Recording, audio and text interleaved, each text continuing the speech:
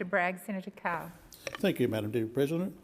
We should be deeply concerned about the growth in right-wing extremism in Europe and in this country.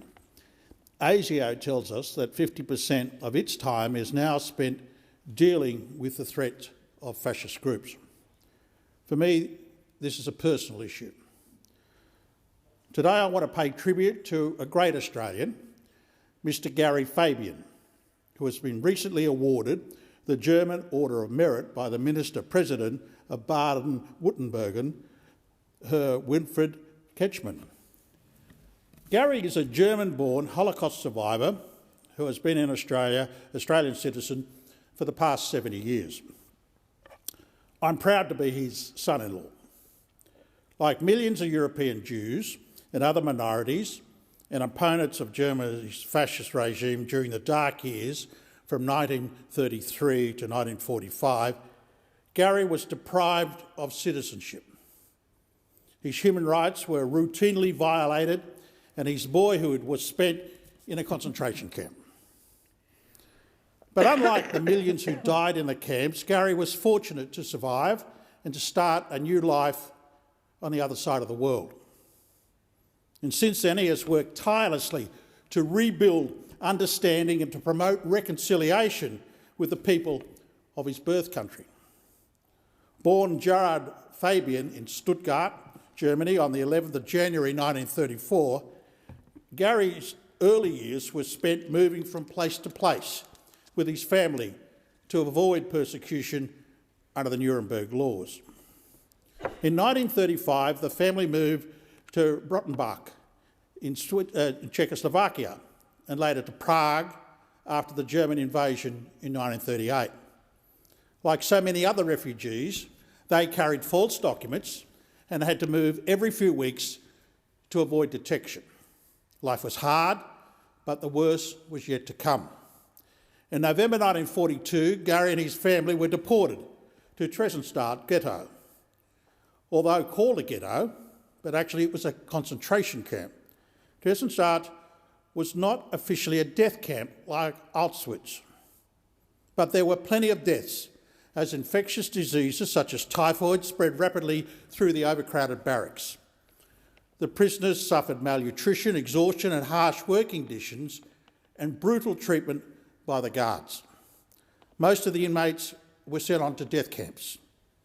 As a small child in these unsanitary conditions, Garry endured in succession measles, chickenpox and whooping cough, but somehow recovered from them all. Both his parents also survived, but his grandparents and numerous other relatives were murdered. In May 1945, Theresienstadt was liberated by the Soviet Army. Of the 150,000 children who entered that ghetto, Garry was one of the 150 who survived. By Garry's account, luck played a large part in the family's survival. Garry's father was in charge of the medical supply store and was classified as an essential worker. But other essential workers were sent to death camps despite their classification. In 1947, the Fabians were able to leave the horrors of Europe behind and emigrated to Australia. And despite huge gaps in his education and with minimal English, Garry attended school. He gained a junior technical certificate and undertook an electrical apprenticeship.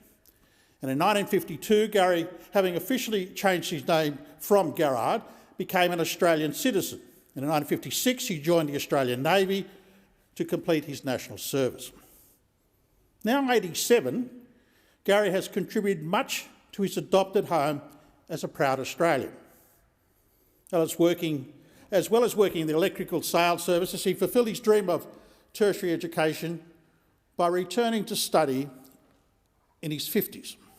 He gained both a Bachelor and a Master's of Arts degrees. He has always been active in his community. He has spent countless hours on school councils, on the committees of service organisation like the Jewish Social Service Organisation B'nai B'rith. He continues to work as a volunteer guide at the Shrine of Remembrance in Melbourne, and he lectures in the University of the Third Age. He has 2 daughters and 5 grandchildren. This is particularly significant to me because I married his daughter Carol. Garry's story of resilience and rebuilding a once shattered life is familiar among the migrant stories that make up our national narrative. What makes Garry unusual is his commitment to reconciliation. Despite the trauma that he suffered under the Nazis, he has returned to Germany several times in the past 30 years. Each trip, or his early trips, in fact, were not comfortable for him. But over time, he has met many new generations of Germans who have a strong commitment to understanding their history. He developed a relationship with the foundation in his birth town of Stuttgart, known as the Geiserstraße Staben, or 7 Geyser Street. The foundation is dedicated to raising awareness of the dangers of racism and fascism. Its name comes from the address of a hostel for refugees that was burnt down in an arson attack. This foundation has helped highlight Garry's personal story. He has appeared in a film about his experience in the German public television, and he's appeared in German newspapers. His autobiography, Looking Back Over My Shoulder, was translated into German. He went on speaking tours to schools and colleges and community groups. In fact, I've had the great pleasure of being with Garry on one of his town hall meetings. In Braunschweig, he met a history professor, Dr. Herbert Schreiber, a former trade union official and SPD political activist, with an interest in the treatment of unionists and socialists under the Nazi regime. This has led to more speaking engagement. Garry spared no detail in sharing his story of his experiences with his mostly young German audiences. His message has always been very clear. To quote him, "I don't blame your generation for the crimes of another. This could have happened anywhere if the conditions were right." And he says, "And we are all responsible for ensuring that hatred, racism and discrimination, at its most deadly, are not allowed to flourish ever again." In 2011, Garry applied to have his German citizenship restored, and that happened within weeks. It is significant that German Jews are now accepting citizenship that was so infamously stripped from them starting from 1933. Garry's message of acceptance for all races, religions and creeds, and his willingness to return to a land that has treated him so badly led to the award that he has now received. Garry's story is not only about the past. It is vital for all of us today. It is a warning about what can happen when both the foundations of liberal democracy and social democracy falter. In 1930s Germany, Jews and communists were blamed for all of society's ills.